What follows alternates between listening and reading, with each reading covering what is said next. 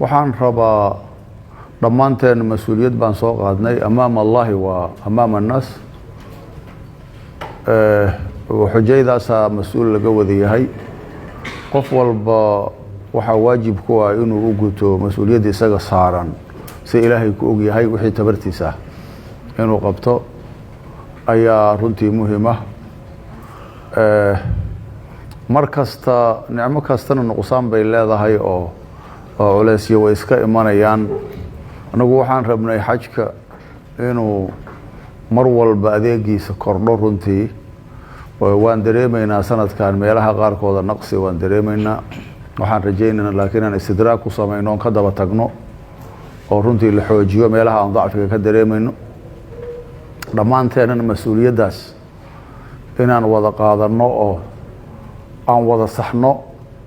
hadday meeshu ammaan timaadana waa taan wada rabno eebo hadday timaadana ninkii kiilawaad badan ka qaaday iyo ninkii wax un ka yar ka qaadaba waana soo wada gaaraysaa amaama Allahi wa amaama annaas marka xujaydaas inaan u wada adeegno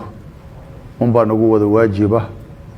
marka waajibkaasaan rabnaa runtii inaan wada qaadanno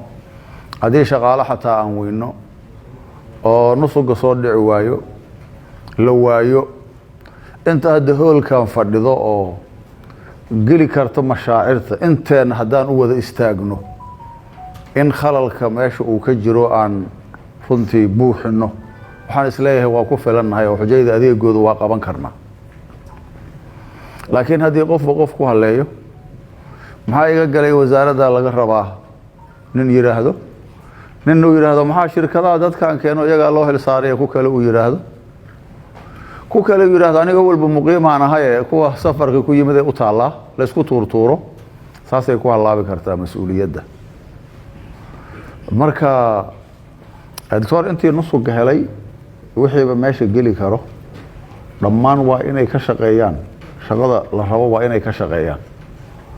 raalli ahaada dadka muqiimka ah meeshan degan qaar kamida markii shaqada iyo fursada ay helaan waxaan aragnay xaj bedelay wataan markay shaqada bilaabataa kugu dambeysay intuu ihraamkii xirto laba goo'ad buu wataayo dadkan adag ka soo saar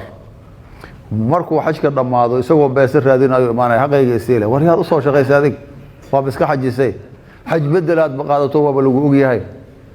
saas yaanay dhicin doctor wixii aad siiseen dokumenti aad siiseen rasmiya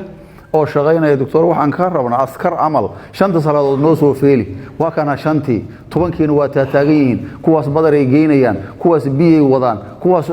nin xanuunsan ee caafimaad u wada waa inaad dhahdaa